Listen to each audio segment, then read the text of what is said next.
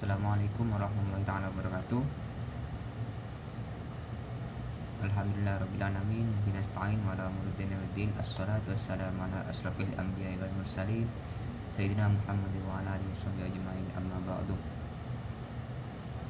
Pertama, puji syukur pada Ilahi Rabbi yang mana berkat rahmatnya lah kita bisa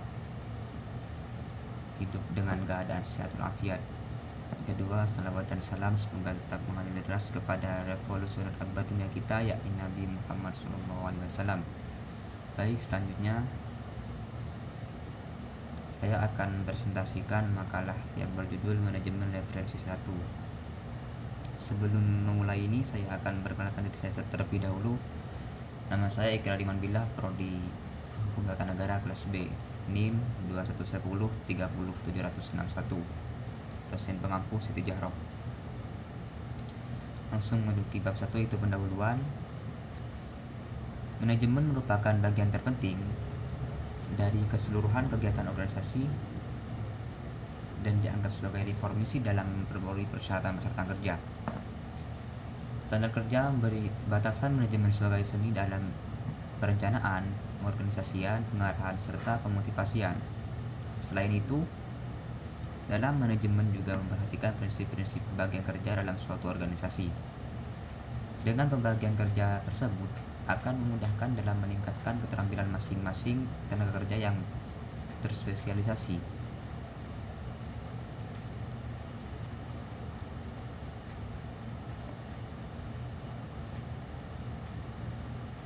Yang kedua, masuki rumusan masalah. Rumusan masalah yang pertama, apa yang dimaksud dengan manajemen? Yang kedua, jelaskan cara memilih trik referensi yang baik dalam memanage sesuatu. Yang ketiga, bagaimana cara mencantumkan kutipan dalam manajemen. Yang keempat, jelaskan bagaimana menyusun catatan dalam pengenalan manajemen. Masuki pembahasan yang pertama, yaitu apa pengertian dari manajemen. Manajemen adalah suatu seni atau prinsip yang berkaitan dengan pengorganisasian, seperti menyusun perencanaan, membangun organisasi dan pengorganisasiannya. Pergerakan serta pengendalian atau pengawasan manajemen merupakan suatu proses yang sistematis dalam pengorganisasian sehingga dapat dilakukan pengendalian dan pengawasan. Untuk mencapai tujuan tertentu, secara manajemen berasal dari bahasa Inggris yakni manage, yang memiliki arti mengatur, merencanakan, serta mengelola. Secara etimologis berarti seni untuk melaksanakan dan mengatur hal tersebut, yang mendasari manajemen sebagai seni mengelola dan mengatur agar tersusun secara rapi. Istilah manajemen tersebut biasanya diidentikan dengan dunia bisnis dan perkantoran. Manajemen sangat dibutuhkan agar tujuan pribadi atau organisasi bisa tercapai dengan sempurna. Juga sangat diperlukan untuk mencapai efisiensi dan efektivitas suatu kerja organisasi. Masuki pembahasan yang kedua, yaitu trik memilih manajemen pemasaran. Yang pertama, tentukan pasar menggunakan STP. Kesalahan yang paling banyak dilakukan oleh calon pengusaha adalah idealism above consumer. Maksudnya, pengusaha seringkali hanya berfokus pada manfaat produk, namun kurang memperhatikan konsumen. Yang kedua, jangan lupakan aspek marketing mix 7P. Aspek marketing mix ini juga berguna untuk mengatur strategi pemasaran dan manajemen personalisasi dalam usaha Anda. Yang ketiga, tentukan marketing tools yang akan digunakan. Marketing tools berguna sebagai alat promosi, pemantau, dan juga evaluasi dalam manajemen usaha atau pengembangan bisnis Anda. Tools tergantung dengan anggaran dan juga kebutuhan bisnis.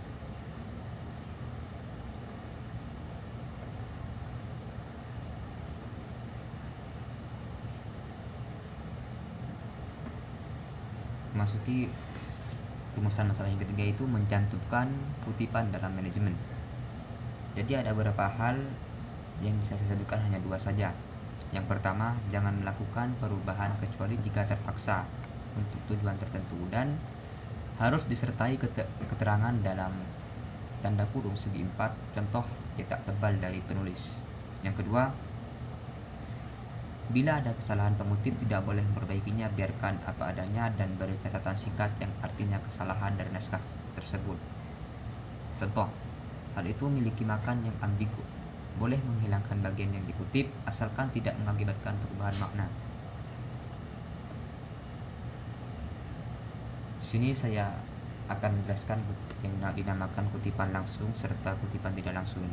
Kutipan langsung terdiri antara 4 bagian. Yang pertama, kalimat-kalimat harus diintegrasikan dengan teks. Yang kedua, jarak antar baris kutipan adalah 2 spasi. Yang ketiga, kutipan diapit dengan tanda kutip petik 2. Yang keempat, setelah kutipan jangan lupa menuliskan sumber berupa nama pengarang, tahun terbit, dan nomor halaman di dalam tanda kurung. Yang kedua, kutipan tidak langsung sini dibagi 3, yaitu yang pertama, kutipan diintegrasikan dengan teks. Yang kedua, jarak antar baris kutipan adalah spasi ganda. Yang ketiga, kutipan tidak diapit dengan tanda kutip petik 2.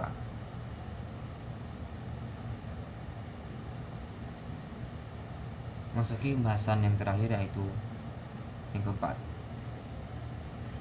menyusun catatan. Dalam penulisan buku maupun karya ilmiah, originalitas adalah yang utama. Maka dari itu, sebagai penulis kita tidak boleh asal mencantumkan tulisan orang lain kepada karya kita. Namun apabila kita ingin mengambil isi karya tulis dari penulis lain, kita dapat menggunakan sebuah kutipan. Menurut Wikipedia Indonesia dijelaskan bahwa kutipan adalah ulangan satu ekspresi sebagai bagian dari yang lain, terutama ketika ekspresi yang dikutip itu terkenal atau secara tersurat dihubungkan diselingi dengan tanda kutip, sementara menurut yang lain dari karya tulisan lain untuk tujuan ilustrasi atau memperkuat argumen dalam tulisan tersendiri.